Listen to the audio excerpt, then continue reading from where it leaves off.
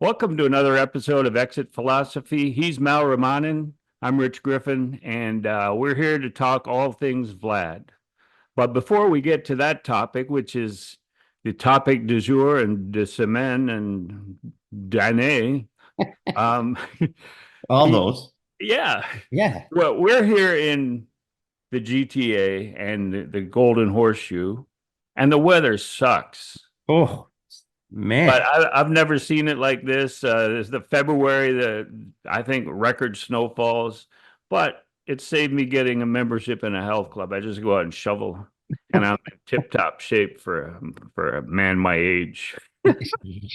According to you. Yeah. Um, but the big thing has been, and that was what made it so ridiculous with the Vlad controversy this week is that there's no competition for the attention of the sports fans. Like usually Right. on a Friday at 5 o'clock, you'll release bad news if you're a Yeah. ball clubber. But Long in this weekend. case, there was nothing going on except Four Nations and the NBA All-Star game. And the NBA All-Star game didn't take anybody's attention. So it was all Vlad all the time. And Yeah. He, that's he was, another example of poor planning by the Blue Jays in this well, case. that was a Vladdy deadline, right? So maybe excellent planning by Yeah, Vladdy. yeah. But Four Nations, I mean, that's been as an all-star replacement, that's been probably better than anyone could have imagined. Going into the finals with US against Canada. What's been your impression? And do you think it's sustainable because of the injuries? The two Kachuk boys are down. McAvoy seems to be out. And is it sustainable moving forward? Yeah, I think it is. Well, that's a good question. NHL owners are a funny group, so I know it's going to be pushed back. There always has been, but those that have the long view of the benefit of for hockey and what it means. These are just the things you're going to have to live with. I mean, there is nothing the NHL can do to get publicity like this tournament. You can't do this every year, but that's what the Olympics will be. Um, we've always seen it. International competition, it just drives ratings and drives, it gets people to the party that never watch NHL hockey. And that's how you grow your brand. But there are a lot of short-sighted NHL owners that are going to be mad that they've lost a key piece of their lineup and don't see the long game. So Yeah. I good guess question. I guess the NHL rewarding all of the existing owners with a big chunk of cash out of this event would help to get them over that hump. It does. But And would it be better to have it like every 4 years, like the Olympics? So you'd have the Olympics every 4 years and the Four Nations Cup, and maybe expand it to Six Nations Cup, because the Finns went in and they only have 11 NHL defensemen, so they didn't have a big pool of defensemen to choose from. right. And you cannot and you have to expand it outside of NHL players for sure. But you Yeah. cannot have a legitimate tournament without the Czechs. I'm sorry. They are as elite as anybody, and they certainly are better than the Finns. But I mean, it is what it is. So I think you can do it you know, on those this every 4 years or whatever it is, Yeah, every like the two but years between the yeah, the two Olympics. years between Yeah, the yeah. Olympics and the thing. I think you can for sure. And Uh, you can't do it without a team of, can we call them Russians? They're getting back in the good books of one of the countries in North America. I know that. So there's a I good, mean, I think they're eligible all of a sudden. yeah. But yeah, no, as far as I'm concerned, they can't participate. But in a perfect world, would you love to see him in the hockey sense participate? Of course you would. And I mean, maybe one day down the road, we can get everybody in the kumbaya state and back on ice for our pleasure. But So the Kumbaya state would have to be the 52nd because we're the 51st, right? that's a good point. Good point. So if we all fall in line, we can have a nice hockey tournament. Yeah. What about the NBA All-Star game? What a disaster that's becoming. Well, I think any All-Star game now. I mean, the NHL's was exactly the same. It's just why have it? I mean, at that point, it feels like an event for corporate sponsors to come and enjoy themselves, rather than, anything of value. I think we've gotten to the point where those things are meant to celebrate the sport, and you're getting to the point where they're hurting the sport. I think I think there was some damage done to the NBA, especially in comparison to what the NHL is putting out there. It makes it Yeah. look even Yeah. more At the same ridiculous. time, right? But Yeah.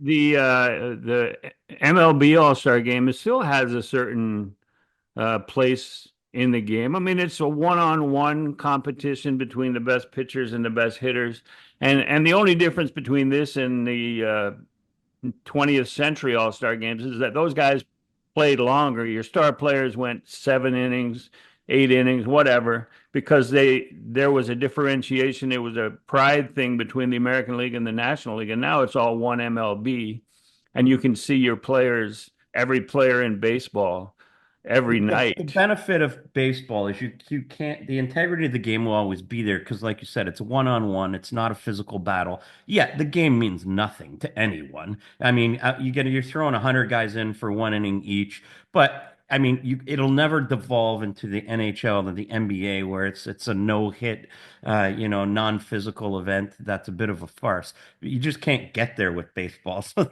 they got that going for them. It's a one-on-one battle. You know what I mean? And guys do try. That's for sure. It just doesn't mean anything at the end of the day. So. So let's get to the topic du jour, which is Vlad, the Blue Jays opening training camp.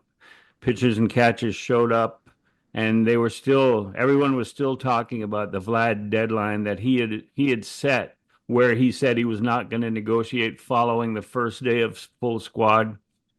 So even the 3 days leading into first day of full squad was dominated by talk of Vlad and what would happen. Right. And it was almost a 50-50 split as to whether the Jays would be able to reach an agreement with Vlad. And of Hmm. course, it didn't happen. Vlad had his presser, Ross had his presser, Mark Shapiro had his presser. And what came across to me, and I'm going to ask you what came to you, is that Mark Shapiro is not a huge Vladimir Guerrero fan. Well, I mean, I think Mark's smart enough to play the PR game a little bit. He's not because I think he knew a very long time ago, even his comments in the offseason, that the chance of signing Vlad weren't good. So Mark's smart enough to start putting stuff out into the public conscience that perhaps, he or the organization doesn't think of him the same way others do. I don't believe that at all, actually. I think you probably disagree with me. I think Mark's smart enough to just play the game at that point.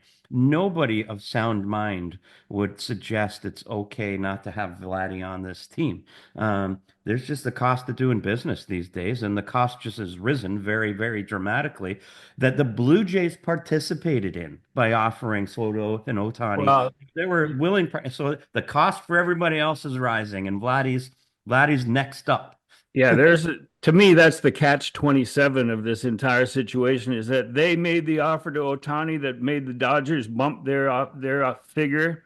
They made offers to Soto, made the Mets bump their figure, apparently, reportedly. Yeah, yeah, So basically, they were screwing themselves in regard to Vlad, meaning to me that they 100%. never really were serious about Vlad and may get serious. I'm not saying that it will never happen, I don't think it but will. I think within their context of that front office, they were going, well, this guy's rated as a 13th best player in baseball. He's not going to be the third highest paid player. But to me, and I made this point several times, is that when you've signed a guy, they signed him on July 2nd, 2015. So they've had him for 10 years. They will have had him for 10 years by Canada Day this year. Correct. Um, and so you are the only team capable of paying him, rewarding him for his past and Correct. paying him for his future, which if you average it out, if you gave him 500 million um, on top of the 28 million that he's making this year, 28.5, and what he earned earlier in his career, it comes out to around 27 million a year. And you're the only team that can make that argument, but they don't seem willing to. This management group are not the group that signed him in 2015. It Correct. was Alex Was Anthopoulos. Alex. So maybe they don't value him as highly as they should. Yeah, I don't agree with that. I think they do value him. I think there's been so many mistakes made in the 10 years along the way, and I think the evidence is out there. It's not with Vladdy, it's with most of the guys. You can go back to Bo, and I've said this before. You can go back to all the other guys that didn't stay here and wouldn't resign here. I think they're paying a price for that now, and Vladdy knows that. And the events of this offseason have given Vladdy all the leverage. And I think Vladdy put a price out there that is probably a little bit on the absurd side. And he knows they either meet it or they don't. And my opinion on this is I think they're done. Vladdy set a deadline, and I don't believe there will be any more negotiation. The only reason Vladdy said I won't close the door is if they meet his absurd price. No ifs, ands, or buts. Right. That's my opinion. I don't think you agree with it, but that's my opinion. But because I'm not a big fan of deferrals and how people Right. Me bump that neither. money down because if when I started in baseball in 1973, they had said, okay, we'll defer money to 2022, knowing that I would still be working in baseball. And they say, well, that money in 2022 is going to be worth about $28.53. I would have said, that's ridiculous. It'll be worth what it is at the time. So my argument is that if they meet that dollar value that Vlad is asking for, both sides could claim victory if the Blue Jays and Shapiro and Atkins and their accounting group can defer enough money to make it fit, to make his dollar value in real dollars, in whose opinion what real dollars is, in between Mike Trout and Juan Soto, or in between Trout and Ohtani. So he needs to be third in his own mind, probably in his rep's mind, probably in the timing of the market as it is played out right That's now. the biggest thing. But he's That's the not the biggest. third best player. Yeah, but that's not how free agency works. You're right. It's the timing of the market, and he's the most elite player available right now. So it's called that. That's just how it works because he is 1 year from free agency. We shouldn't be here. So he's Yeah. basically a free agent. He's playing because he is the biggest prize on the market. So he knows it, and you pay top dollar. What do you call it? Overpay or not overpay? It's called free agency, supply and demand. There is no other supply of Vladdy Guerrero. So he's holding all the cards, and you failed by letting it get to this point. You failed. Even if they signed him, it's a failure because the amount of money they have to pay him will will restrict what they can do outside of it. So perhaps at this stage, moving on is the right move, and moving on would be moving on. Yeah, but I'm going to ask you this next question, which I believe has not been taken into consideration properly by management, is the ripple effect. And they did all of those press conferences right outside the clubhouse in Dunedin at the Player Development Complex, the Pleasure Palace South. And the where is the ripple effect going to be felt the most? Is it inside the clubhouse? Is it with management or is it with the fans? Well, I think it starts inside the clubhouse, but I think with the fans. I think the fans, and that's at the end of the day the only thing that matters, really. But yeah, I think you're right. I think every guy in that clubhouse has been watching this. Um, there's the old saying out there, FAFO, F around, and the Jays have been effing around for a long time, and now they're in the finding out stage, unfortunately. And I think the finding out stage is going to involve a lot of fans not spending money. There's one thing to express dissatisfaction on social media platforms, and I think everybody knows that it's not very favorable for the management team and hasn't been for a long time. But until that building is empty, that's the ripple effect, and I think the floodgates might start to open now with that. Obviously, you win, people will be there. So there's still the option of winning. I just don't think the path is overly likely right now, but one never knows. It is baseball, and maybe all these guys have big years, and the Jays are right there, and that could change. But I think that ripple effect is going to be felt with the fans, and that's when the dam breaks and action needs to be taken. Do you think that that ripple effect, if it reaches to the Rogers Tower and Edward Rogers and his group, and they see what's happening, do you think that it could involve a Steve Cohen like intervention? And I know Cohen does it with every big guy that he wants, but it's not as common as it used to be in the 80s and 90s and 70s when individual owners were making key decisions. Do you think that Rogers, if they see that ripple through their fan base, and that includes people who buy their streaming and people who show displeasure in other ways, do you think that that could affect the Atkins and Shapiro mindset? Well, if it does, it's going to have to come from Rogers and not Edward. I don't think he's capable of that, to be honest with you. I don't think he's in that realm of those type of owners. It's going to have to come from, the executive at Rogers who feel the brand is starting to get damaged. You know what I mean? That's when you step in. So, is it possible? Of course it is. But like I said, that's going to occur when they see all the money that's been spent isn't being realized in profits down the line. They spent a lot of money on that facility in Dunedin, and of course, the amount of money that's been spent at the Rogers Center. You need to show that it's been worthwhile investment. So if it's not, yeah, I think you could see, the executives with Rogers Communications stepping in and enforcing some change. What factor do you think went into the Blue Jays assessment that, say, even 14 years plus this year, would not be worth it with Vlad? I mean, he's willing to play every day. He's played 150 to 162 games most of his career. He loves to go out there and play. So there's comparisons to Prince Fielder and how Prince Fielder got hurt when he signed a big contract. There's the guy in uh, Davis in Baltimore who Oh, Chris is Davis, yeah. Anthony Rendon. There's all sorts, but can't you roll the dice with Vlad and say he's different? Or is it being too cautious from Shapiro and ownership, thinking the last 5 years at 40 million, that's 200 million we're going to waste? Is that the mindset? Uh, I'm not sure I know what the mindset is. Like I would actually respect an option where you say we cannot tie up that much money of our projected budget on one player. It's too risky. I would respect that if they actually dealt with it. So what that would mean is going, okay, we're not going to invest in this player, the cost that it is now, regardless of whose fault it is we're here. Move on. Like the one thing you cannot do with this franchise is what they're doing.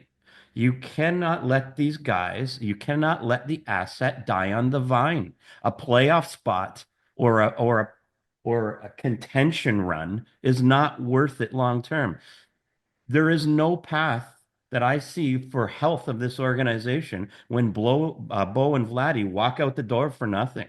Like, Yeah, to do something about it and trade them and change direction because that's the best thing for the long-term health if you can't sign them. If you can't. yeah. I mean, I think that even the miscalculation in this front office was when they signed Santander. I think one of the reasons that Santander signed is because Vlad was here and Bo was here, and this team had a chance with the pitchers that they had, and it was before they signed, before they completed their rotation even. But if Santander thought he was going to be playing with Vlad for the next 5 years because the discussions were still ongoing with a long-term deal, and maybe they thought that bringing in Santander would help Vlad give a hometown discount, but there's no hometown There's no discount discount. anymore. No, Like, no, oh, no, no. yeah.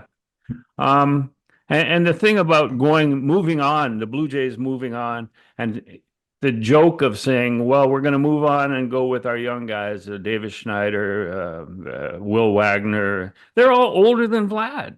Yeah, they don't have Alejandro Kirk, they're all older no. than Vlad. So, like, when you say we're going young, this guy's 25 years old and he's accomplished more in his 6 years than most Blue Jays have in an entire career. and he's your guy, and you've And had him for 10 years. and it's not out of the realm of possibility to think for the next 5, 6, 7, 8 years he might be one of the most elite hitters in the game. I Yeah. mean, this isn't a Gotta roll the surprise dice. for Yeah. Vladdy. Yeah, Vladdy was expected to do this. you're playing at the big boy gambling table. You roll the dice, it's going to be for more than you would have for a guy that is in his first year and is a king hitter. I mean, Right. if you're gonna be with top 10 payroll, you need to have a guy like Vlad. That's Top right. 10 team And payroll. let's be honest, Griff, he was their player. You mentioned it off the top. They should have locked him up with his ceiling and potential 4 and 5 years ago. It was the only play. You take that chance all day, every day, because you get him if he fails and is a bust, the money you paid him is hardly debilitating 4 and 5 years ago. You know what I mean? It's a quarter of what it would be right now. So you got, um, we'll end this discussion by saying that you've got three options if you're Shapiro, Atkins, and Rogers. You Okay. can you can meet his dollar figure and say, okay, we give up. You can let him play through most of the season and see where you stand at the trade deadline. And if you're Okay. not contending, you send maybe him and Bo away for their final 2 months, and you don't get as good a package. Yep. Or you could trade him during spring training and bring back a maximum package from a team that believes that they can sign Vlad. Right. So which of those three options do you think they'll take, and which would you do? I would do the trade him now because that's the smart thing. I think the worst option clearly is maybe the one that's going to happen, waiting to the trade deadline. Regardless, there's just nothing worth being in a playoff chase and letting these guys ride out because it's a disaster because you're not World Series contenders. So I think option three is the only smart option. You change course, you maximize the return as you speak right now with those two players, and you start the rebuild because there is no path beyond this season to health, as I see it. The system is bare. The major league roster is declining. This is the path to long-term health. So, in my opinion, you trade them right now. And that's the one option they're not going to take. Yeah, my option of the three would be, and you know what it is. Yeah. I would meet his Hey, dollar Vladdy. figure, but be creative and imaginative and allow both sides to declare partial victory. Meanwhile, giving the guy more money than he can possibly spend. Yeah, I just think that's not an option for Vladdy. I think you're being reasonable. Yeah, You make well, sense, Griff. I just don't think that's how this is going to play out. all right, moving on to other matters here. George Springer recently, I mean, in the non-Vlad news, seems to be willing to move over to left field if it helps the team, and I'm assuming Santander would be the right fielder. And I think Right. Santander is underrated in terms of defense. We've seen him make some really good plays against the Jays for the Orioles, and even in other games where you might have sort of tuned in and to see them play someone else. He's not a donkey out in right field. But the big news there is that Springer is willing to move to left, and it also seems like he's willing to move out of the leadoff spot. What do you think of Springer's attitude here? I think it's excellent. I think Springer's always been a gamer. I think he's always been a pro. Um, and good to him because to be honest with you, Griff, he's still a pretty darn good outfielder in right field. Like like you can't tell me he played a bad right field last year. I thought he was pretty darn good. So I think being open to anything to make the team better, if that means, you know, he's playing some left field, he's hitting lower in the order. I mean, you can't ask for more than that. Obviously, he's getting paid, but there's other players in this league that are getting paid and are refusing to adjust Yeah. role as well. So that's exactly what you want, and that's the type of guy I want on my team, especially even if he's overpaid. I mean, kudos to Springer for as far as I'm concerned, because I'm not sure Santander is better than him. but I'm not saying he's worse, but I don't Yeah. think he's any better than Springer. But if he's going to play every day and Springer gets some, they'll both get some DH time.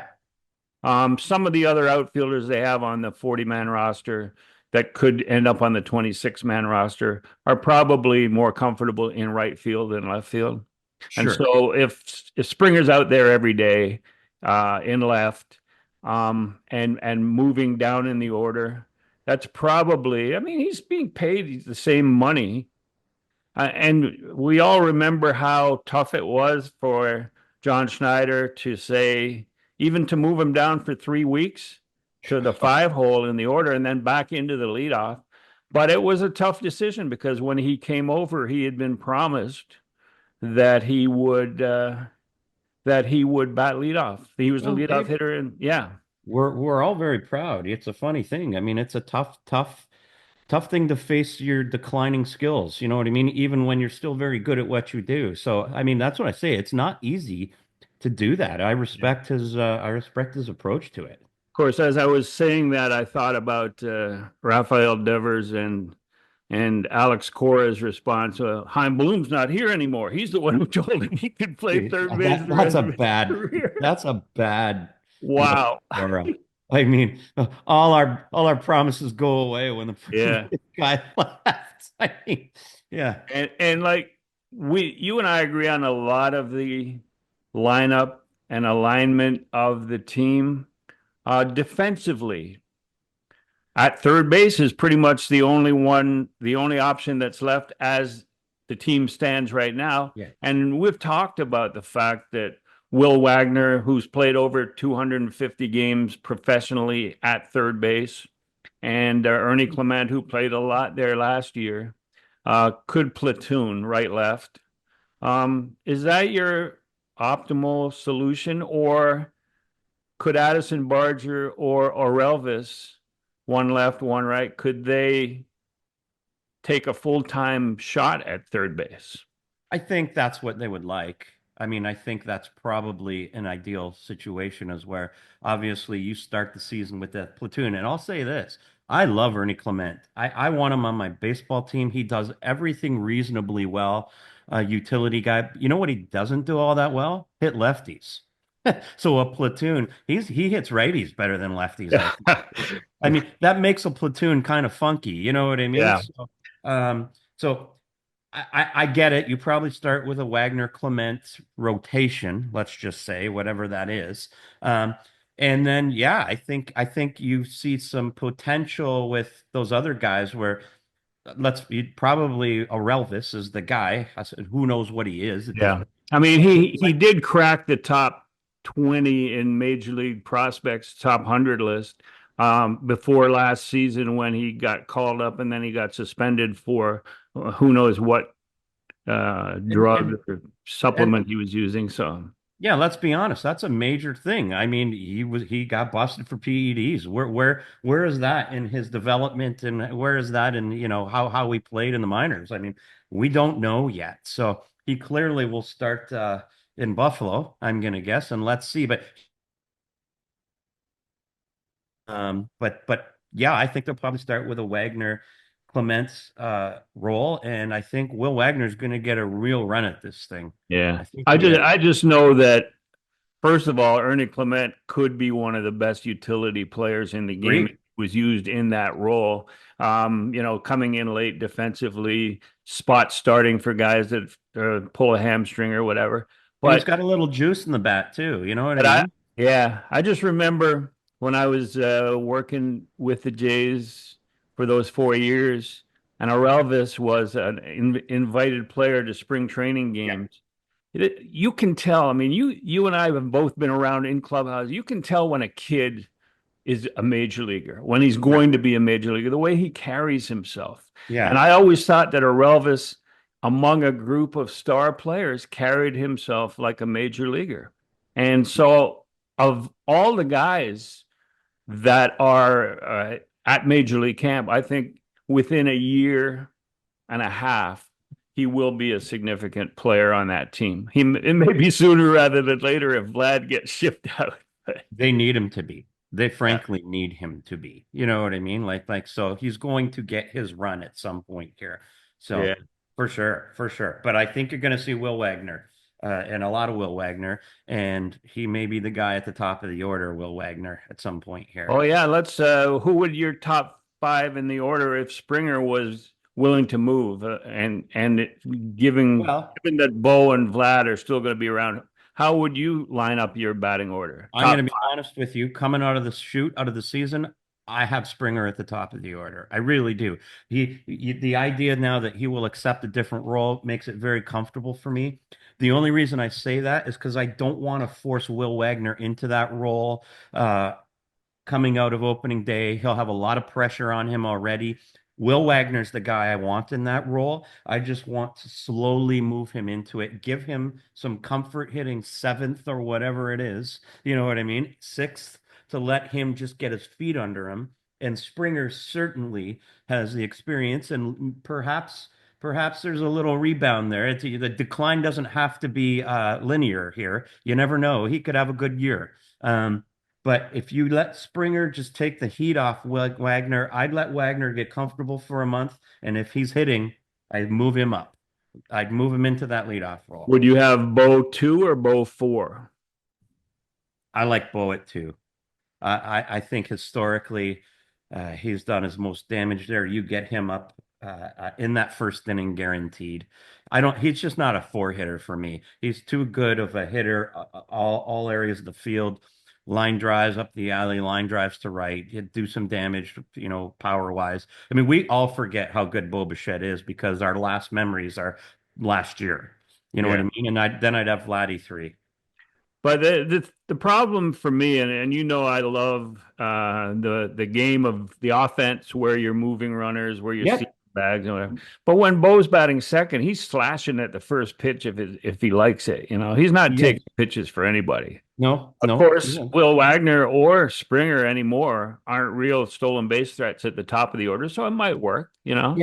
I got Vladdy three and Santander. It just seems like a Yeah. good at four Well, for now you got Santander four. yeah. And now you're going to have to go 5 to 9 with sort of Pull, improvisation because pull him out of a hat at that. Kirk's not going to be playing every. Kirk could bat 5 or 6 at some point. I never want.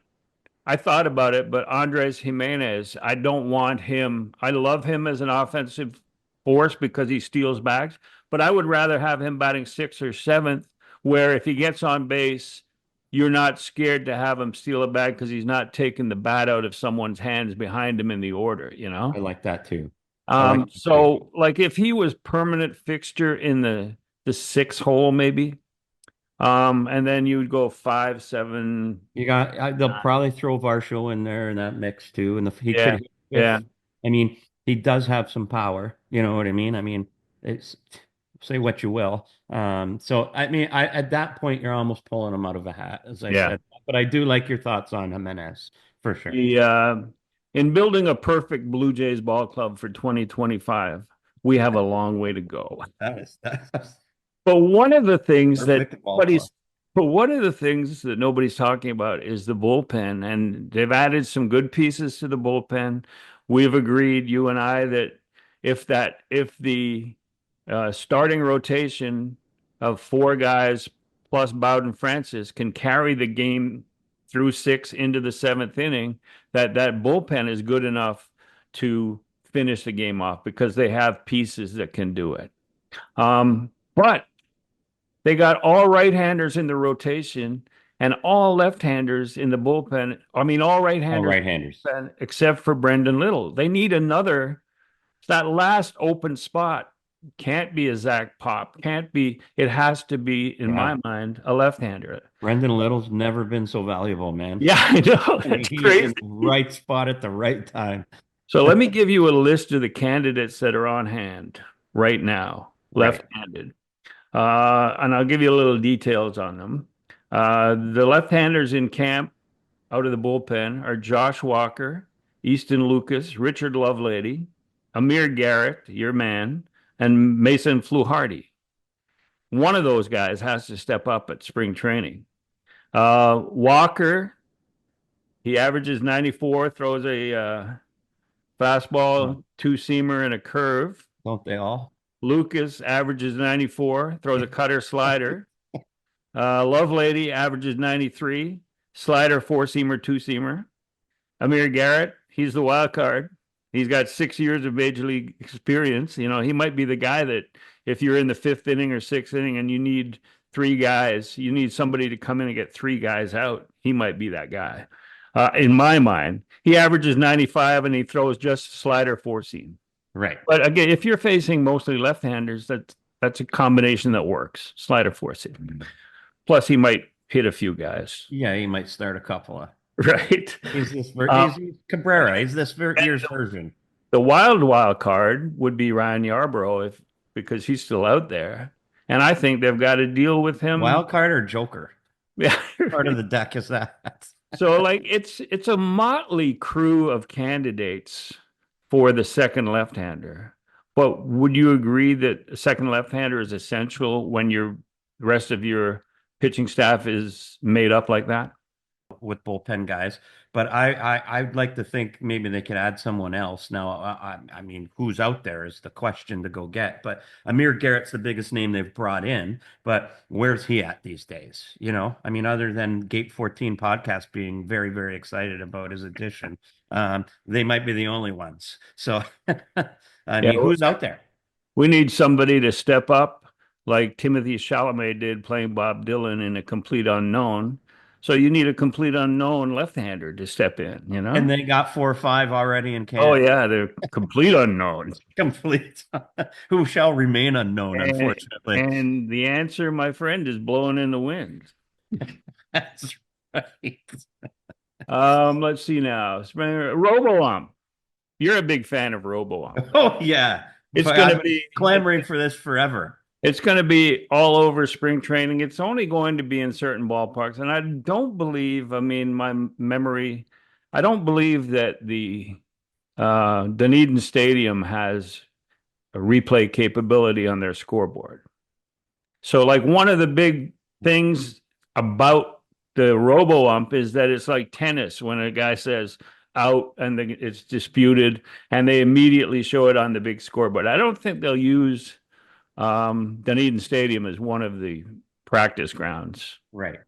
Because it's not the complete thing that they want to see. It's not going to happen in the regular season of 2025. But if it does come in 2026 and beyond, to me, and I'll get your impression on it, to me, it makes guys like Vlad Guerrero even better hitters because like Vlad seemed to be discombobulated slightly when a pitch 6 inches outside or 4 inches outside was called a strike. And it seemed to set him on a downward spiral for that at bat, maybe for the rest of the game. Agreed. So if his knowledge of the strike zone translates into being correct 90% of the time, I think it makes him a more valuable hitter. So you go out and meet his asking price before Robo comes. I'm sure he mentioned that along the way. Yeah. You know what? I think you're right. And on the other side of the coin, it makes your catcher completely irrelevant. Yeah. Because his primary skill is stealing strikes, and he's very good at it. So you take that away from him, and there's not a whole lot to desire there. So there's both sides of the coin. You know, it's going to be interesting to see. I hate everything about it, but I'm in the minority, I think. But well, you look at all the players that were called up by the Blue Jays mid-season from Buffalo, and they all really controlled the strike zone. They all knew the strike zone, and that was amazingly evident watching them play. So it's going to be the way it is. But in terms of the catcher and you could have a donkey behind the plate, like guys are going to be guys are going to be able to come up out of their crouch if they see a guy going because they're not blocking the umpire. You know, they can get a head start on throwing a guy out at second base because there's no, oh, well, you stood up and he missed the strike because he couldn't see the zone. No, some eye in the sky on the sidelines. Because eventually you're going to be able to challenge almost anything. Like let's just be honest. We're going to start with 2 pitches, but there's going to be a point where it's just ingrained in the game. And you're right. It literally changes the game So that's the concern for me. And I don't think it ever changes it for the better because there's this pursuit of perfection that is never attainable. It's an unattainable human, Wow. desire. I mean, we brought other leagues into it early on in this episode, but the NBA, the last 4 minutes, the last 3 minutes of an NBA game is unwatchable Yep. because there's challenges, there's guys waving their arms like challenge it, and it just drags, and the referee goes over to the sideline. And at home, you've seen the replay 3 times, 4 times. You already know what the correct call is, And and even they if you don't even don't, they don't if even come out with the correct call yeah, often. and sometimes it's just too darn close to like, Yeah, what are we wasting? Like, in my opinion, replay has not done anything to help any league. The only thing I can tell you is perhaps tennis, because it's instant and it's one aspect of the game and yeah, it's indisputable. You know yeah, what I mean? Like baseball has suffered for this, yeah, suffered, taken away the beauty and the art, and we're watching guys on telephones waiting for somebody, yeah. in And the and video room. the thing about tennis, I agree with you. It's very subtle. You hardly notice, and it's very rarely used. But in baseball, the part that really pisses me off is when a guy steals a bag, goes in with a classic feet first slide, Yeah, comes hits the off bag like and this. pops up, and the guy's holding the tag on him because Not the spirit. he knows that replay will show that the guy came off the bag by a half inch for a half second, and we got him. Yeah. Now, you're worried about guys sliding head first and then hurting their wrists and fingers, but you're encouraging it by having the the number of outs from a classic slide. You Right? beat the play, you stole the bag. Congratulations. But don't nitpick with a replay of you coming off the bag by a half inch and the umpires never make that call. They're used to making the correct call. And Right. then instant replay changes the game completely, you We know? we we we live in a gray world, but we always want it to be black and white for some reason. It must be A or B. It must be right or wrong. And I always say, because the one thing everybody said, well, with replay, well, you got to get it right. And my opinion is, no, you don't. Yeah. What if we thought about, no, you don't have to always get it right because it's not worth the effort. What we have to incur the beauty. Like I want to bang play it first when the crowd cheers, or oh, I want that to be the final decision. I honestly don't care if he's right or not. Like, Yeah, no, I want the guy to be the best umpire on the field. And if he's not, you replace him. That doesn't happen. the Like other Yeah, the other one that we both agree on is sliding into second base to break up a double play because oh, we're both big fans of that. That's part of the game. That's playing tough. The rule that you have to be able to reach out and touch the base as you slide is the only rule that should count. that's right. Um, Yeah, you can't I- go out I- of your way to hurt a guy. yeah, I remember in the World Series, Edmonds playing shortstop for the Dodgers, and there's a big moment where the ground ball is hit and the runner from first knew that he wasn't going to get to second and he couldn't slide in. And so he just peels off to the side, 60 feet down the line. Yep. And Edmund bobbles it and kicks it and bobbles it and still gets the force out at second.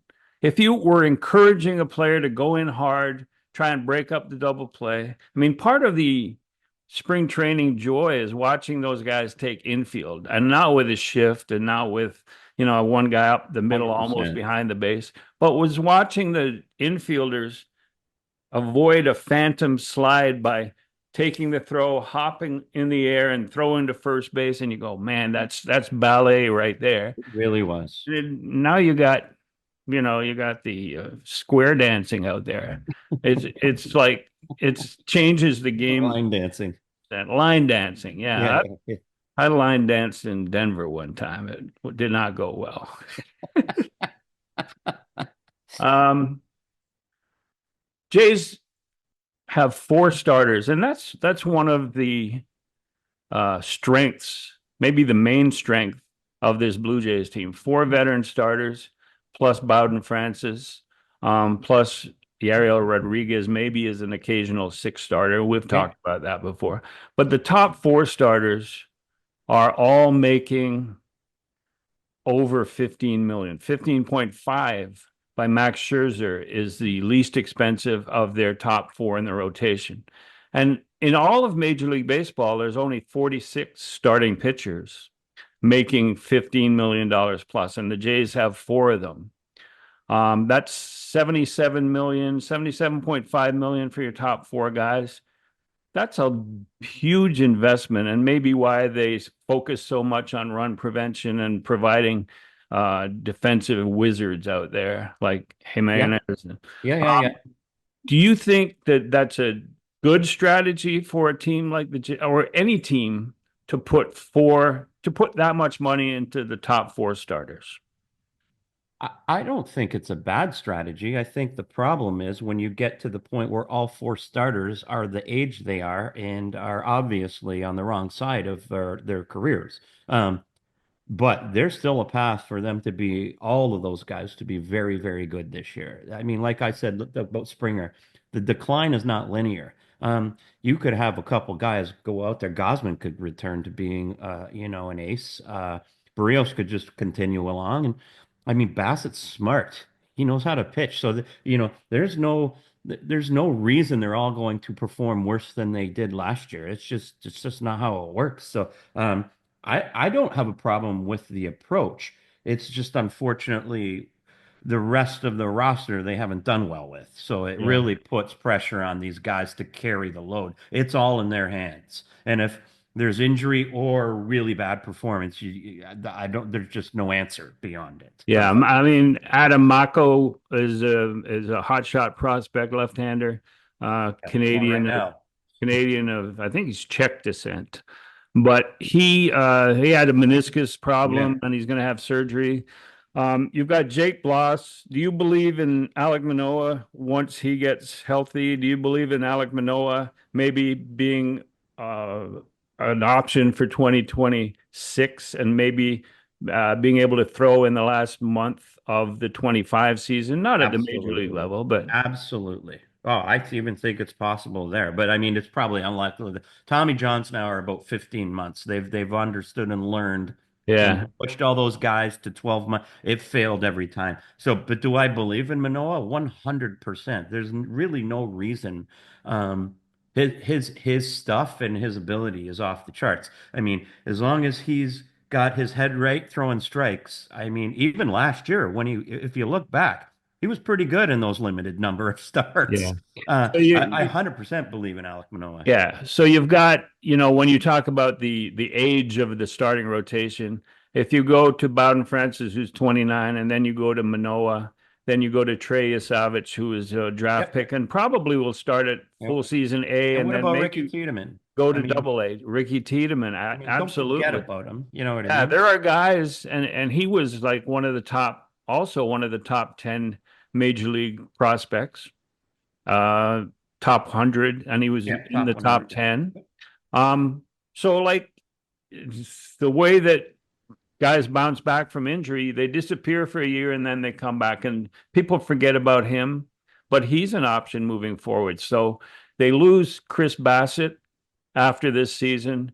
The next year, Barrios has a chance to opt out and Gosman's contract expires. So by that time, and it depends whether they still want to be contenders or whether they're rebuilding. Yeah, we don't know. Obviously, who knows? But I mean, there are some internal options like for real. I mean, as much as you want to bang on the depth in the organization, which is fair, there are some pitching options there that could hit. Yeah, and what you don't want to do is replace some of the veteran guys with a few of those 46 starting pitchers that are making 15 million plus. Taiwan Walker, 18 million. Taiwan Walker, 18 million. Jordan Montgomery, 22.5 million. We're just talking mistakes here. And to me, if you're a front office and you're afraid of making mistakes, then you're not going to win. And that's why I believe that they're making a mistake with Vlad. But some of these starting pitchers, Stroh, did we mention Stroh? 18 We million. did not And if he mention Stroh. pitches, if he pitches 140 innings in 2025, it kicks in 18.5 million for 26.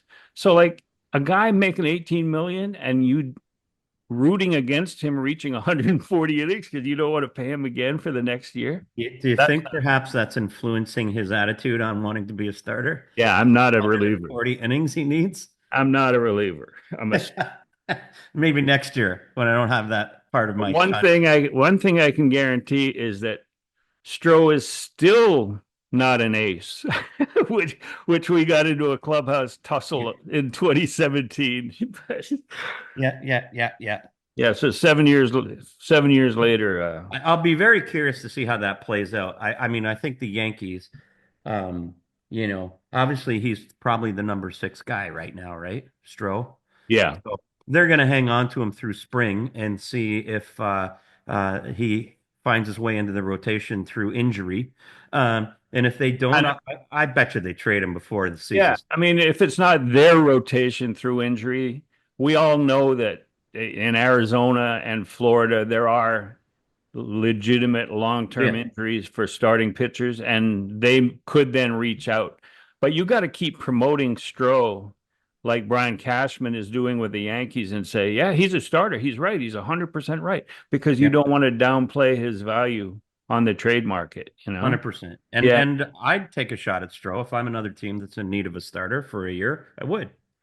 I mean, Yep. But not the Jays. well, that's probably unlikely. And they Yeah, don't need another guy making that much money in the rotation. I think that bridge was burned a while ago. Yeah, So, I've heard some stories. um, okay, let's go now to your Ironbacks. You named your Oh team, yeah. summer league team. You named your team, I but did. haven't come up with the merch yet. I want to be wearing a hat one of these days, an Ironbacks hat on our podcast. Well, you would, in fact, I would be wearing one today, except all the stuff I brought to the press conference got taken. I have nothing left. So I'm wearing my Vancouver Oh, there Canadian. you go. Yeah. Yeah, so I'm like, wait a minute, I don't have any Ironback stuff left. So yes, we did name it. Um, Merch is coming, logos are coming, and we were just in discussions on what we were going to call the names team. So we couldn't quite finalize that part, but it is going to be the Niagara Ironbacks. So I can say that today. And we did unveil the name Ironbacks at the press conference yesterday, of which you were there. So thank you very much. And media turnout was great, and the public turnout was great. Yeah. It was a great event at the DQ Brewing, our new exclusive craft beer sponsor, which is they're going to make a couple of beers for Mal and the ball team. Of So an course. Ironbacks lager and a Dead Red IPA, and I'm very excited You about. will be the IPA sommelier. I am the IPA sommelier, and I will have some input into how that comes out. So, very excited about that. But it's the Iron Age has begun. So, I encourage everybody to go to ironbacks.ca. It is live, and we are building that onto that site as we speak. And our socials, you can find it Ironbacks or Ironbacks Baseball, depending on the platform. So go there, and we will be starting probably today and tomorrow, getting the word out there. But yeah, it was a great event, and stay tuned and come watch some summer collegiate baseball in St. Catharines, Ontario. I think you forgot one of the most important guests that you had yesterday, someone who has such influence in amateur baseball across Canada. And Bob Elliott showing up was a feather in your cap because that's a long drive from Mississauga to St. Catharines. But he was there, and if you go to his Canadian baseball website, he's going to have a feature on Mal and the team shortly, probably by this weekend. So, yeah, that No, was 100%. I didn't forget per se. I just sometimes I'm want to make sure, I'm a little hesitant to mention everybody's there, but I need to be promoting that all the time. Obviously, you were there, and you're a legend in your own right. Mike Wilner of the Toronto Star came, and obviously the Grand Poobah is Bob Elliott in all of Canadian baseball, and it was such an honor to have Bob there. And obviously we'll be working with them. They're certainly interested in what we're doing, and we can't do anything without the Canadian Baseball Network. So looking forward to working with them as well. And Matty Betts, who writes for Bob, does a phenomenal job. So his entire staff is great. But having Bob there certainly it is a feather in the Yeah, cap, no that's question. great. And if you're a player with college eligibility left in the States, or even think you can compete from a Canadian university, an OUA school, Yeah. just go to the website there and reach out to Mal. And There's a player form on the site. You can either go ironbacks.ca or our Dead Red site is also still up, and there's player forms on both of those. yeah, that's great. And one more thing that I had on my list of things to do here before we wrap it up, but I would like your opinion because Terry Francona is my man. You know that from the conversations Yes. that we've had. But what would be your I mean, the NL Central is so wide open. The Reds may even have a chance this year. It could be five teams between 85 and 75 wins, which means that going into the last trade deadline and the last 2 months, that everyone will have a chance. So, what's your feeling? What's your projected day one of spring training potential standings? Because everybody likes to be so optimistic heading into camp. There are no losers. Well, I actually think, like you said, I think all five teams are capable of winning it. Now, that's also before I, I think if I'm the Pittsburgh Pirates, can somebody stand up and step up and help that team? Because there's a path to a division win there. I mean, right now, do I think they might be at the bottom? But I mean, at the bottom of that division means within 5 games of the lead, possibly. So I think going into the season, I think you still have to look at the Cubs and the Brewers as slightly ahead of the other three. But I mean, slightly. You know what I mean? There's The definitely no Pirates second. have the Pirates have the top of their rotation so young and talented that, like, if you got a 3 game series against the Pirates and they got their top two guys going, you're in trouble, you know? Yeah, and it feels like they're more likely to get rid of those guys than to build around them. I don't know. It just, you know what I mean? Like it just like man, that city deserves at least a solid effort. And this season, there's never been a better chance for that, you know? Yeah, And because there's nobody in that division, you're like, oh, no doubt they're, ahead of the yeah. pack. But I see the Cubs and the Brewers, and then I see the other three teams almost identical. I don't know if that's probably not Yeah. answering your question very Well, well. I see the for some reason, and like we're saying, it's going to be you can throw a blanket over the division standings by the end of the season, but I see the Cardinals struggling near the bottom. I see the Brewers taking a step backwards. I see the Pirates in the middle of the division with the Reds. Um, but at some point, the Cubs have to step up. The only problem with the Cubs is they got too many former Jays relievers in there, you know. That's That's never a never good thing. That's never good. Hey, and here's the wild card for me is going back to your buddy. I mean, Francona might be able to get that club, just where it needs to be. I Yeah, mean, I think it does matter, and I think bringing him in, they're a middling team in a middling division, and he could be the thing that propels them to a few extra wins. So I think that's probably, to me, could be the story to watch in the division. It yeah. really could. How I'd how love it's to see that, and I hope you're right. But there's no wrong when you're trying to rank the five teams in that division because it's clearly the most wide open division in all of baseball. yeah, it's going to be fun to watch. Yeah.